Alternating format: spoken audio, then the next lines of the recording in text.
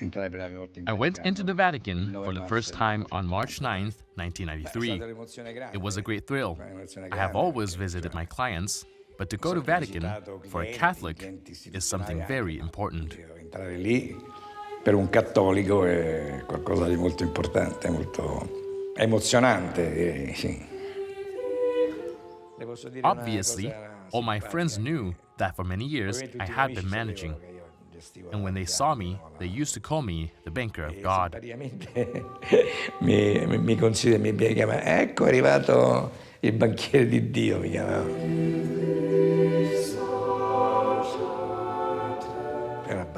It was a witty joke, of course, which, alas, today I'm paying in a truly brutal way. E vabbè, eccomi qua. Mea culpa. Corruption in the Vatican.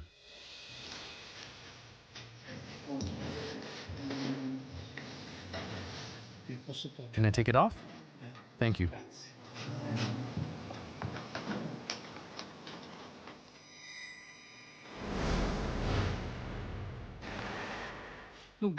Yesterday, until 2 minutes after 6, I felt I was a friend of the Pope, a faithful executor of the Pope.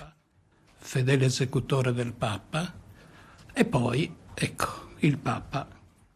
Then here is the Pope telling me that he no longer trusts me.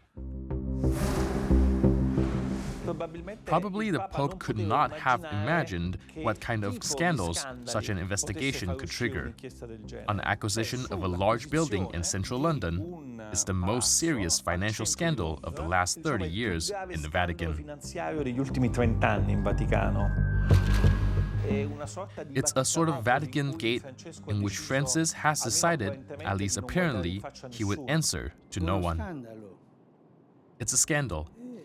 They've done things that don't look clean.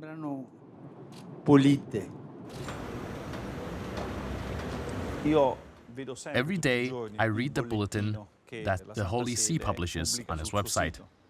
Towards the beginning of October 2019, there were 3 lines that very succinctly said that the Vatican Gendarmerie had carried out a series of searches in the office of the Secretariat of State. Being the office closest to the Pope, we could tell that an earth-shaking investigation had begun, and that obviously such an action couldn't have been decided in the Vatican without the endorsement and approval of Pope Francis. Senza l'avallo e l'ok dato da Papa Francesco. It was the internal auditor who said there was a bad thing here. He came to me and I asked him if he was sure. He showed me the numbers and asked me what he should do. There is Vatican justice. Go and report it to the promoter of justice. The promoter of justice asked me for permission to the searches. There was a presumption of corruption, and in these cases, he said he had to search this office. So I signed the authorization. Io devo fare perquisizioni in questo ufficio, in questo ufficio, in questo ufficio. E io ho firmato l'autorizzazione. What we are going to tell you is a story set in the operational heart of the Vatican, the ministry closest to the Pope, the Secretariat of State. That goes all the way to Switzerland. To clarify this intricate story, we decided to resort to fictional reconstructions with actors. It is an investigation that sees at the center of a handful of financiers and senior prelates suspected by the Vatican justice of having implemented a criminal plan aimed at plundering the Vatican coffers.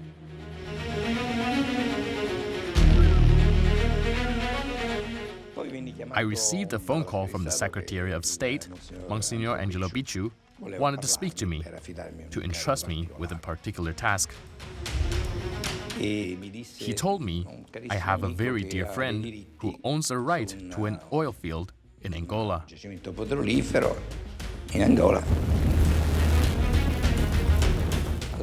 At the time, there was talk of the largest oil field ever discovered in Africa, about 180,000 barrels a day, something huge, extractions for 25 years. Per 25 anni. Mi hanno chiesto il parere. They asked me for an opinion.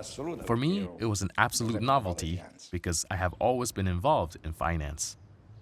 We met Enrico Crasso in Lugano.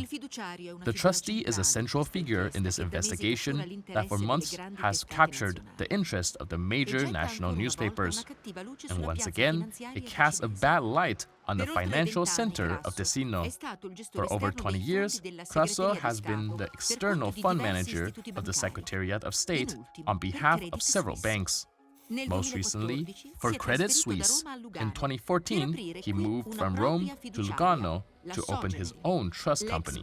Soggenio, the former banker, agreed to tell us in a long interview his side of the story. This is a trust certificate, some golf cups here and there. I won a Rotary Cup. Ho vinto il Rotary. The story began in 2013 when Monsignor Bicciu contacted him for an investment in the oil sector.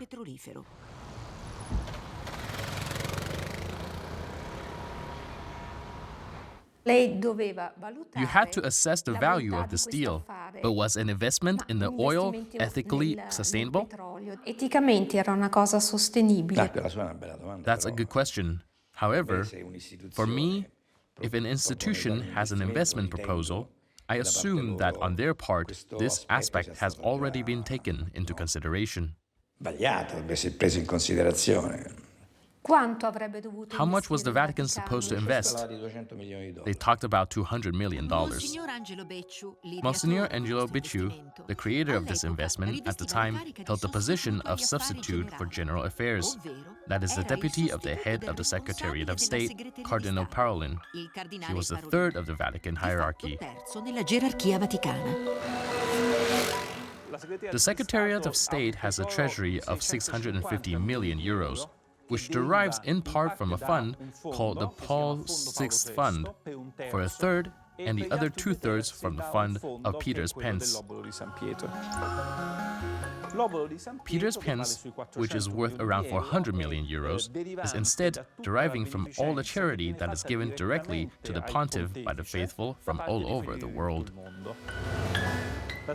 The Secretariat of State should use the money from Peter's Pence to provide charity for the poorest, also for the management of the Universal Church.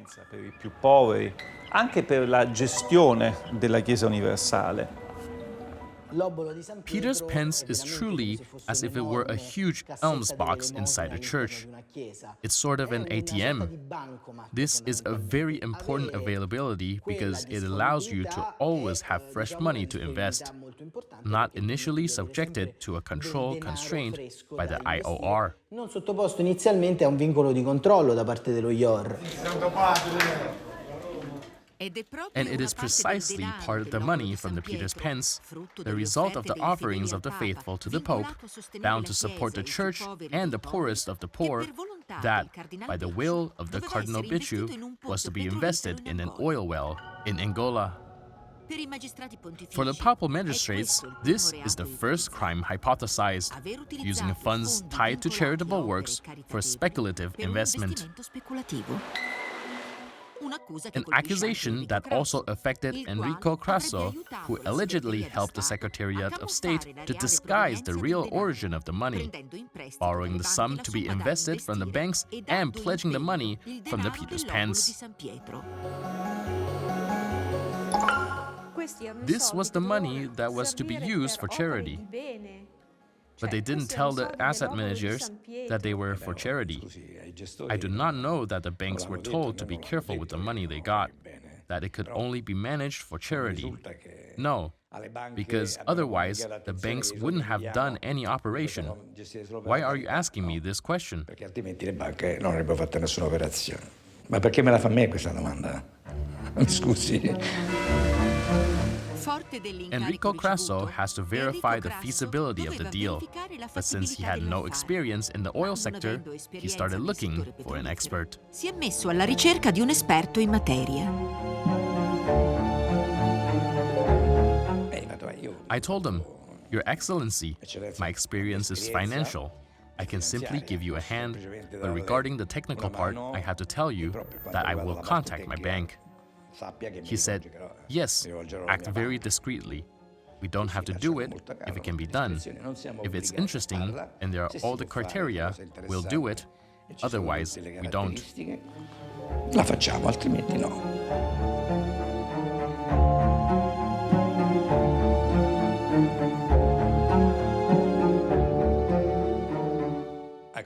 I pointed out that I would go to the bank I worked with. So Credit Suisse advised me to go to London, where I was introduced to the Mincioni group, who were experts. Mi hanno consigliato di andare a Londra e da lì mi è stato presentato il gruppo Mincione, che erano esperti. È a questo punto che in Vaticano At this point, a new mysterious character materialized in the Vatican. Raffaele Mincione, an international financier of Italian origins who operated in London, Milan, and Luxembourg. You met Raffaele Mincione for the first time in London. What was your impression about him? He seemed expert. He told me that he came from a family failure. His father had some difficulties. He moved to London, and from there, he set up his company. He boasted about friendships with the E&I group. The bank was doing transaction with him in London, in the sense that if whoever presented him to me trusts him, I don't have to worry. Dà fiducia, allora uno è più tranquillo in questo senso. Then you introduced him to the cardinal? I did.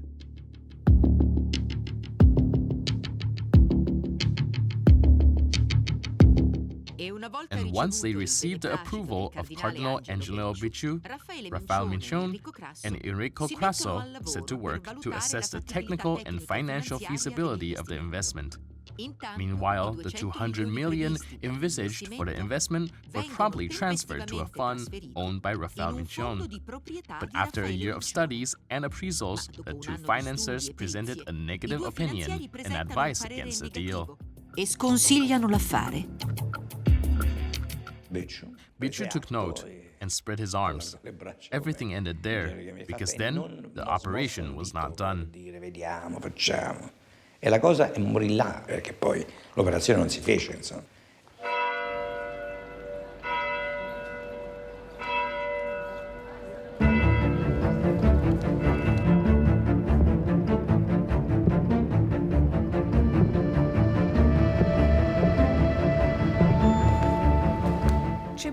There is a lot of unrest in the Secretariat of State today. It's June 7th, 2013, and a report has just arrived from Lugano that casts a dark shadow on the figure of Raffaele Mincione.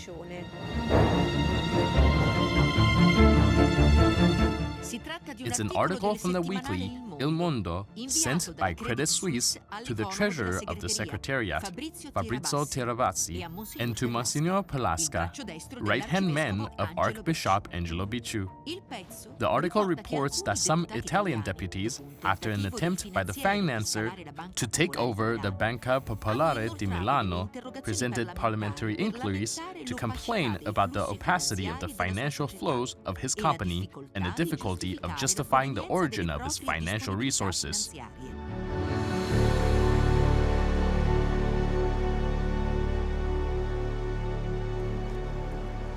Pronto? Sì, pronto, dottor Tirabassi?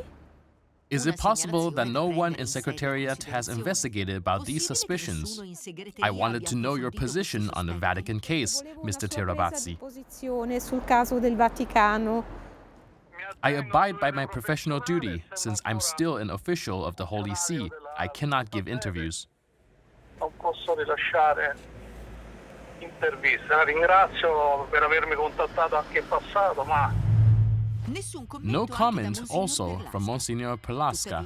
However, the judicial documents show that the relationship between the Secretariat of State and Raffaele Mincione, despite these heavy shadows, has even strengthened. Did the contact between Raffaele Mincione and the Secretariat of State remain? Yes, a contact had been established, and therefore his skill, ability if you will, was to acquire the customer's trust, and he did acquire it. He proposed another investment, and they accepted it. e loro lo accettarono. We are in July 2014, a central moment in the story, when the Secretariat of State decides to definitively abandon the idea of investing in the oil well in Angola and turns its interest to another business. It was proposed by Rafael Michone, the purchase of a building in London, the Old Harrods department store, owned by one of his companies. The project was immediately endorsed by Farviso Tiravazzi and Monsignor Perlasca. The building purchase was presented as a very convenient investment. The logic was they were paying for something far below its market value. It was 30 to 40% below what they could have achieved, or with the sale, or even with the renovation, because there was a kind of planning permission that allowed the elevation and construction. It would become a major real estate investment. It's a beautiful building, the Old Harrods department store in London, a trophy asset, as they call it. Bellissimo palazzo questo, i vecchi magazzini Harrods di Londra. Un trophy asset, come si dice, no? Un asset trofeo. And so the parties agreed on how to invest the $200 million that the Secretariat of State had already entrusted to Rafael Michone and that had flowed into his Athena investment fund. $100 million were allocated to purchase 45% of the shares in the London building owned by the Michone Fund, while the rest was invested in financial instruments of the same Athena fund. They were not owners of the building, but of shares in funds. The arrangements were that the other liquidity was to be invested in agreed financial instruments. In strumenti finanziari concordati. But Michone acted as an asset manager and used them as he did. Come li autorizzati. So the Vatican was not directly the owner of the building, but only of shares of funds. According to the magistrates, Michone also generated a huge loss for the Holy See by investing the remaining $100 million in financial instruments of companies related to himself, or in any case, in speculative and illiquid financial instruments. Keep in mind that the financial markets after 2008 have always gone up. So the liquidity part, if managed scrumptiously, most likely the returns would have been higher than the management fees. Non voglio dire in maniera prudenziale, ma oculata, molto probabilmente i rendimenti sarebbero stati superiori alle commissioni di gestione. But instead, the Athena fund was deep in the red, burning 18 million euros in 5 years, as reported by the calculations of the papal judiciary. But not only that, to carry out these operations that led to the economic disaster, Rafael Michone's fund would have billed the Secretariat of State another 18 million euros in commissions.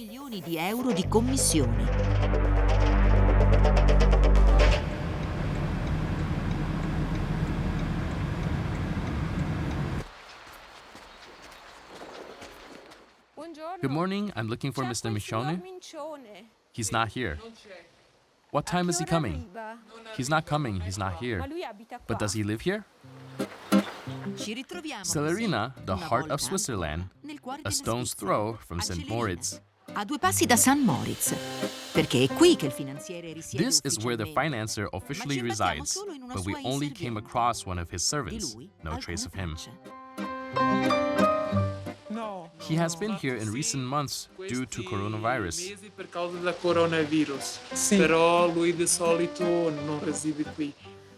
I thought he resides here, in Celerina. In fact, so indicate the papers of the prosecutor's office. The financier, moreover, has major interest in Switzerland, not only because this is where some of his companies are based, but also because he is co-owner of the legendary Hotel Palace in St. Moritz.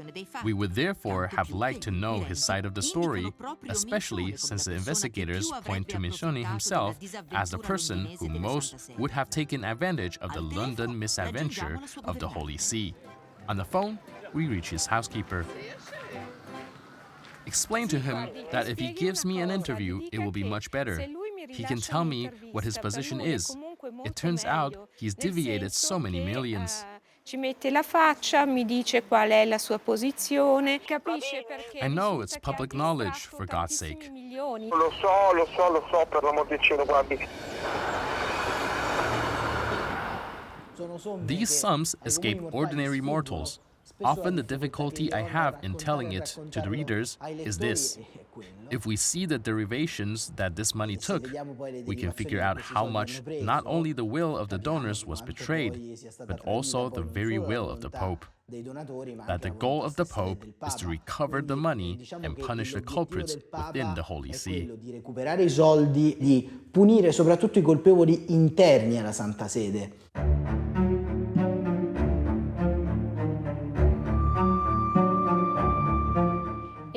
It was May 2018 when something bizarre happened. The Pope elevated Archbishop Angelo Bicciu to the rank of cardinal and appointed him prefect of the Congregation for the Cause of the Saints. It might seem like a promotion, but in reality, as many people say in the Vatican, the only purpose of the gesture was to distance Angelo Bicciu from the leadership of the Secretariat of State. In fact, in the Vatican, there was already a growing embarrassment for the situation that had come to about this investment in great loss, and there was no agreement on what to do.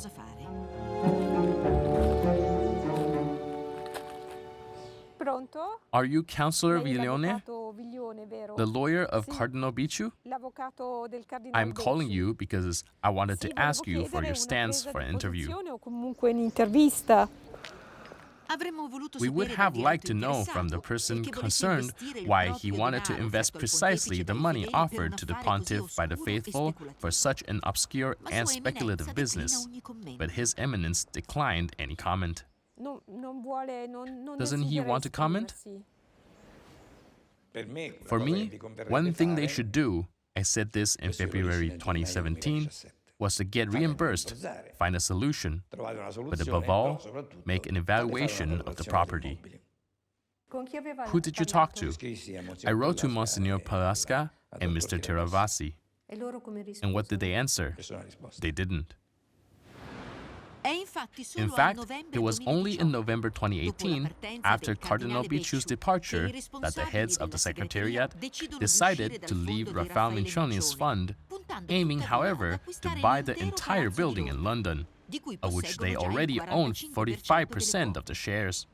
But they did not find an agreement with the financer. And it is at this moment that a new actor enters the scene in our role-playing, also from London, another broker of Italian origins. Mr. Torzi has approached to solve a problem that certainly the Secretariat of State had at the time.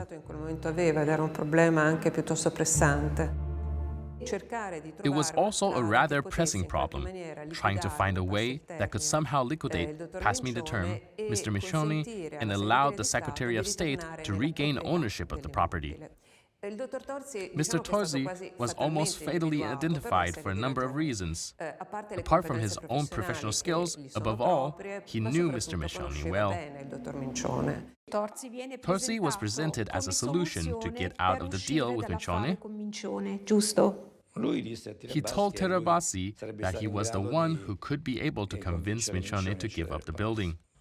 He said Mincioni, whom he knew very well, could not say no to him for the business relationship they had, and that he sometimes financed with his companies.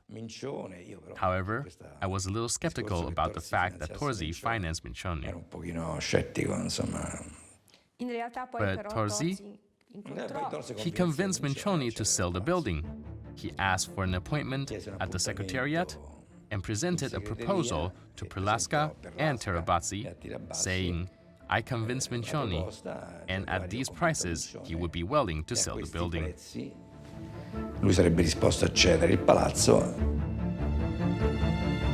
£40 million. This is the sum agreed by the two Italian English financiers and presented by Torzi at the Vatican. A remarkable figure that, according to the pontifical judiciary, seems to be devoid of any legal and economic foundation. especially when you consider that the Secretariat had already paid $200 million in the fund of Raffaele Michoni, and that the property was buried with a mortgage of 146 million euros. In fact, the Vatican spent 363 million euros on a building that Raffaele Michoni had purchased for less than half of that sum 6 years earlier. Aveva acquistato per meno della metà di quella somma. Against what are those 40 million established for Mr. Michoni? Obviously, the 40 million are not established on an initiative of Mr. Torzi, in the sense that, of course, the Secretariat of State has also shown a clear interest in minimizing the damage, as is obvious. Evidently, Mr. Michoni gave up a deal that was clearly very important to him, in the face of liquidation that had to be substantial enough to allow the Secretary of State to return in possession of the property. Were you somewhat surprised? We were a little surprised. But if the customer is happy, I was amazed at the ease in which a solution was found in 6 to 7 days, which I feared since January 17, 2017. Una soluzione che io paventavo dal 17 gennaio del 2017.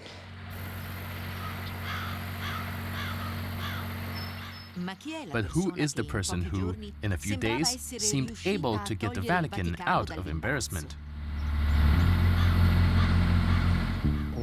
One of the last times we talked about this, because I was personally curious, Gianluigi Torzi was happy about this.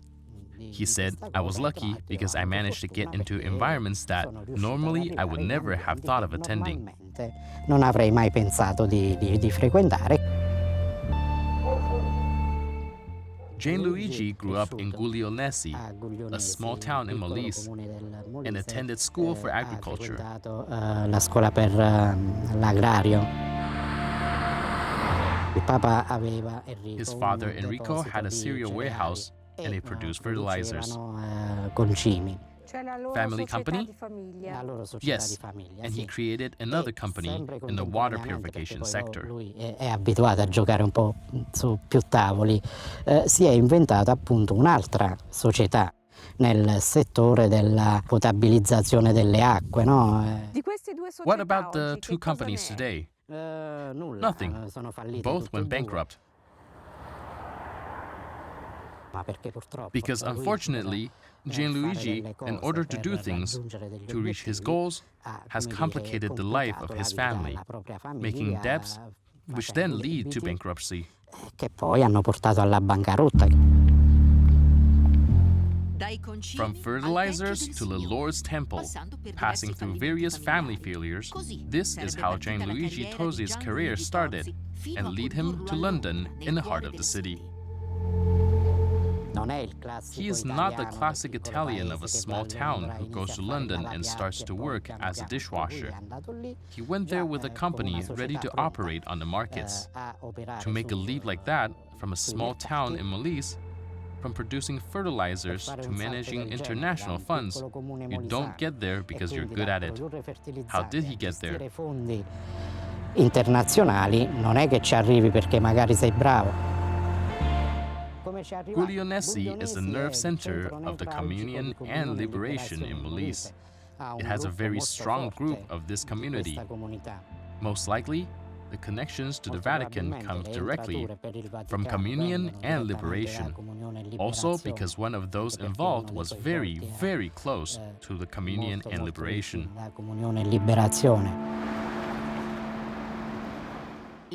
The entrepreneur from Molise thus arrived on the doorstep of the Holy See to resolve the dispute over the London building.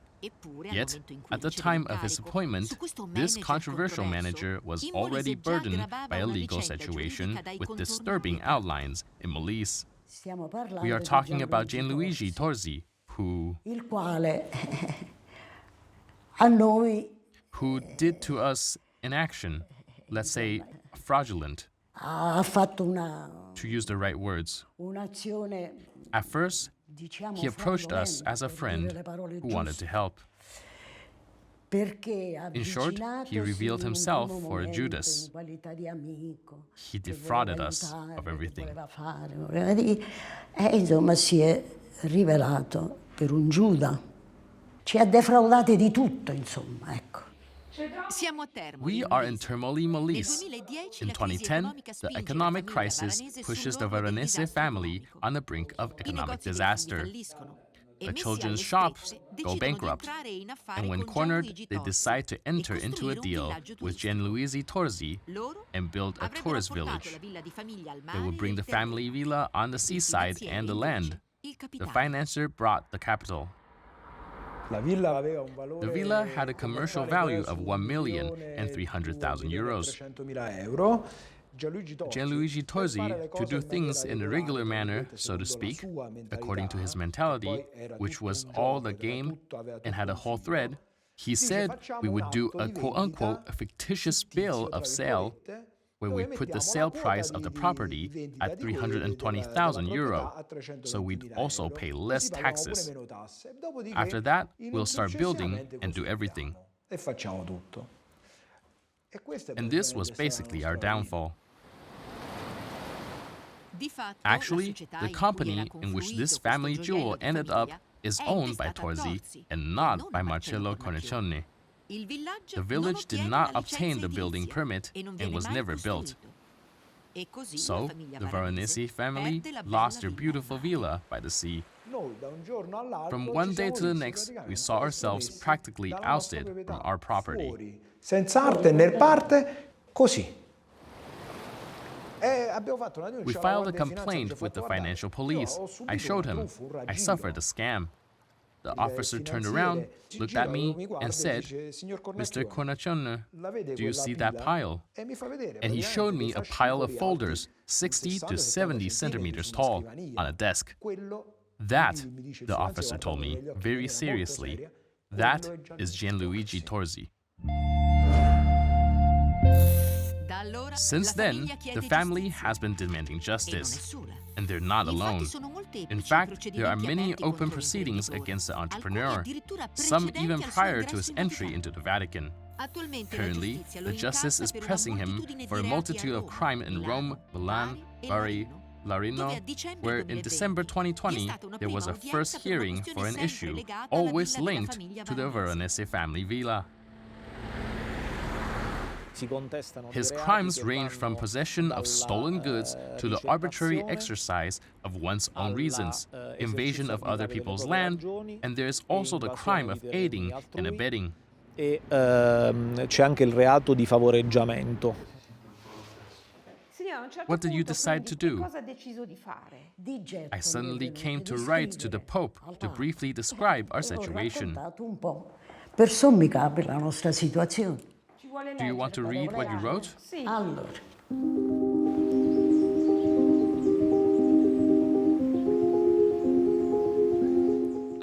Torzi arrived at the right time, and we found ourselves stripped of everything we had without realizing it, because everything was masked by affectionate concern. È stato mascherato da una sollecitudine, direi, affettuosa.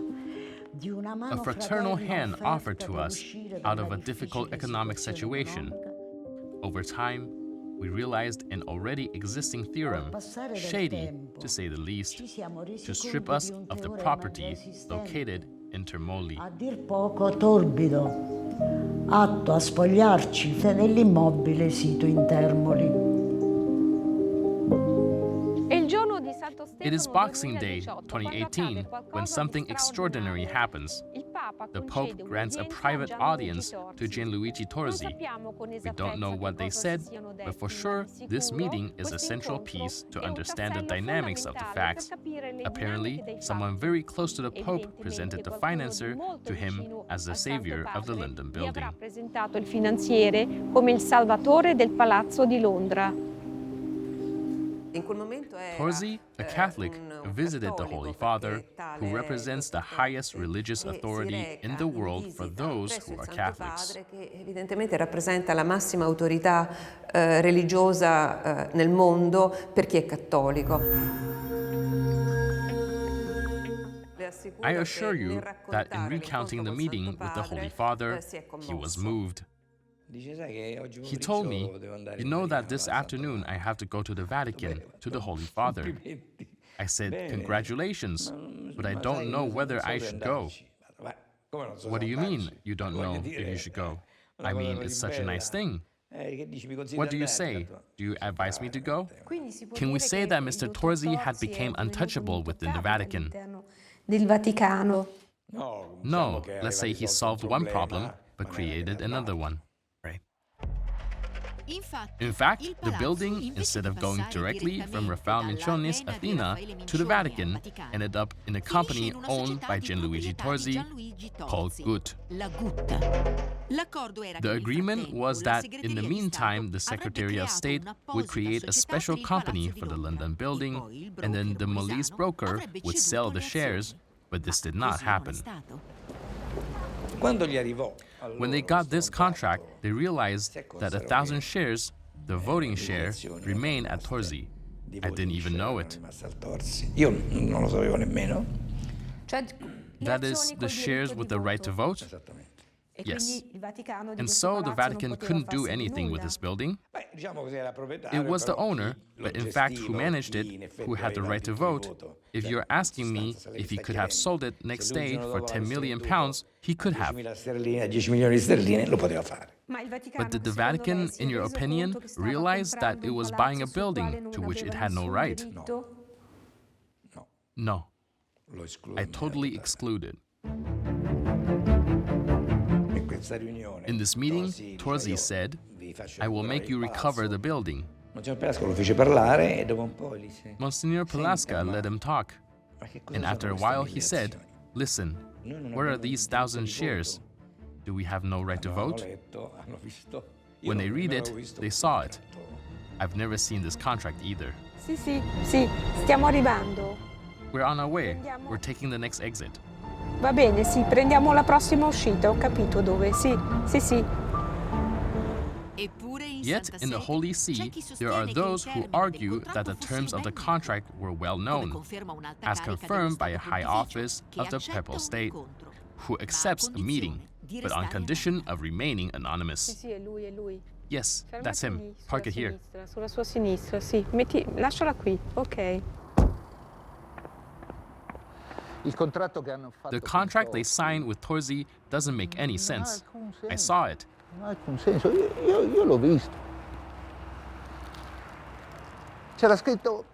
It was written in black and white that the shares, all the shares with voting rights, would go to Torzi, while the Holy See took those without the right to vote. There are two things.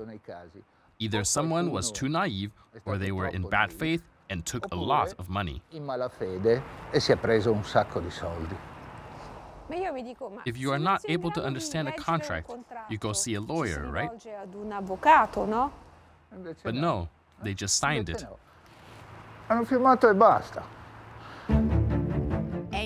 It is November 2018 when the new substitute for General Affairs, Monsignor Edgar Penapera, who replaced Angelo Bicciu, endorsed this operation, which in a few days will prove to be a colossal mistake. So in fact, Torzi is in complete control of this building, even though he didn't put a cent into it. When after a few weeks, the Vatican decided to liquidate Torzi too. Torzi said, but I have these shares, now you must pay me my mediation, otherwise I will not give back these shares. Which in fact, these shares allowed Torzi to have the building in his hands and thus have 200 million of the Vatican in his hands. So we get to the epilogue, the most despicable crime hypothesized by the magistrates, the extortion against the Vatican. Torzi at first would have asked the Holy See even 20 million euros to drop after an exhausting negotiation to 15 million euros. I don't believe that this payment is the result of extortion, but it is a payment that obviously can only be inherent in an activity that was carried out.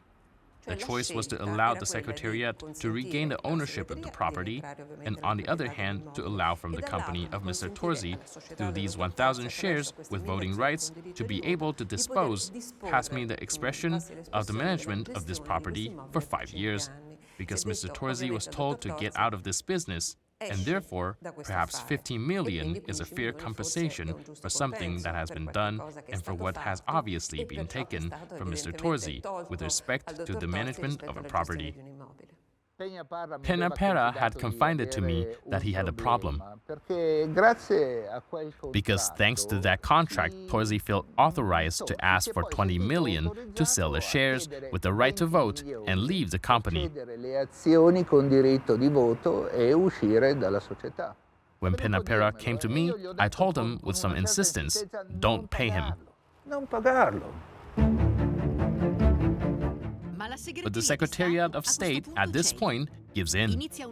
A feverish search for money begins until Monsignor Pelasca proposes a solution for Monsignor Penapera to take the money to pay Torzi from the Pope's discretionary account, an account available only to the Holy Father, who, contrary to any logic, is not at the IOR, the Vatican Bank, but in a Swiss bank.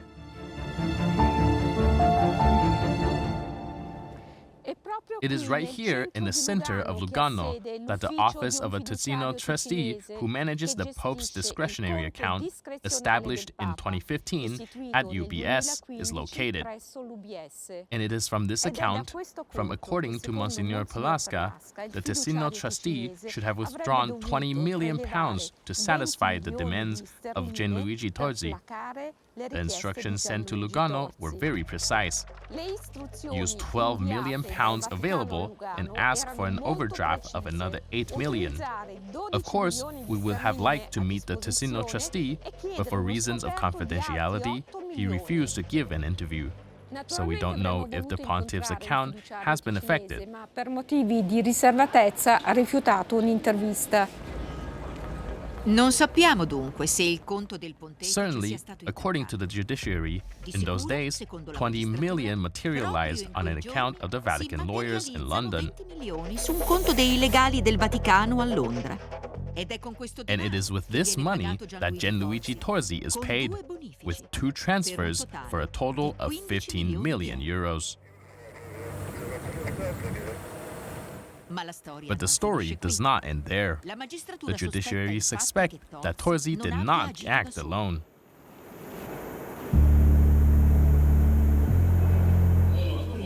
You saved me an operation, and I gave you the utmost confidence because it saved my ass. Fabri, give me 10 million and I'll go. What the hell do I have to tell you? It is December 19, 2018. The situation has now plummeted. In a sort of summit it held in a hotel in Milan to convince Torzi to sell the 1,000 shares, but the men of the Vatican no longer trust anyone, and someone records the conversation. Even if you give me 10 million, I gave 1 kickback, 1 million I paid him. What do you think? I have the bank transfer here. I'm not bullshitting, you understand? He called me the night before and said, this is my account at the UBS. What really happened? He literally says, give me 8 million, give me 10 million. Of those, I have 3 left because I paid the others in bribes. You're not led to believe that's a possible boasting, that in the conflicted handling of that moment, it could be an easy way to resolve a contrast. One fact is certain, that there is no evidence of this. Un dato è certo che non c'è nessuna prova di questo. Vatican investigators are trying to figure out if this money all went to Torzi, or if part of this money was actually going to officials and monsignors inside the Vatican. Therefore, to understand if there is an internal corruption that somehow explains why straitjacket contracts have been made, all to the detriment of Vatican and the advantage of secular financiers. Tutti a svantaggio del Vaticano e a vantaggio dei finanzieri laici.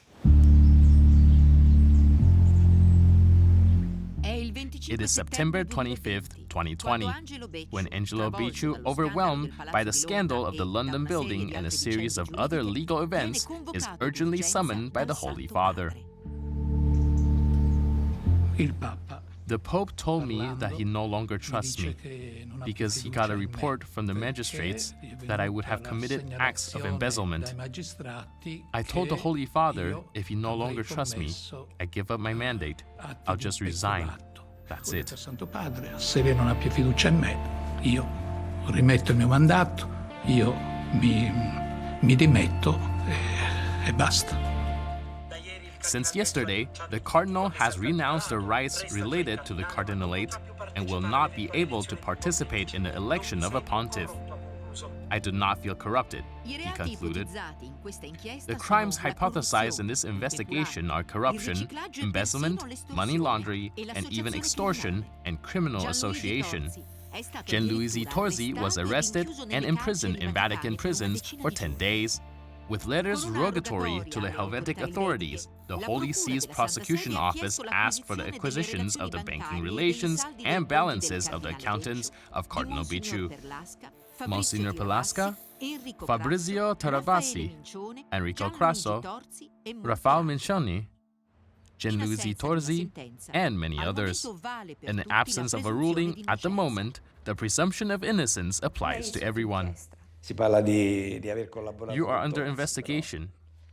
I am accused of cooperating with Torzi, of extortion. Yes, and that saddens me the most. That is, in the letters rogatory, you're mentioned as the person who would most profit from this London building deal, together with Torzi and Mincioni. No, not in the least. Ma per Enrico Crasso I guai non arrivano. But for Enrico Crasso, the troubles do not come only from the Vatican. Justice is also pressing him in Switzerland for business related to his Centurion investment fund, in which the Secretariat of State has invested about 50 million euros. Another story that has turned into a crime story in the Vatican. Dark times for banker of God who can only wait for justice. It is true that I am worried, but I am not afraid. I certainly feel sorry for my children, for my grandchildren. It's something I did not expect. I hope they wouldn't remember their grandfather in other ways, not because of this truly incredible nonsense. It's like when you work alongside a person, you help him, and then at some point, you turn around and get a stab. That's what it feels like. Questa è la sensazione.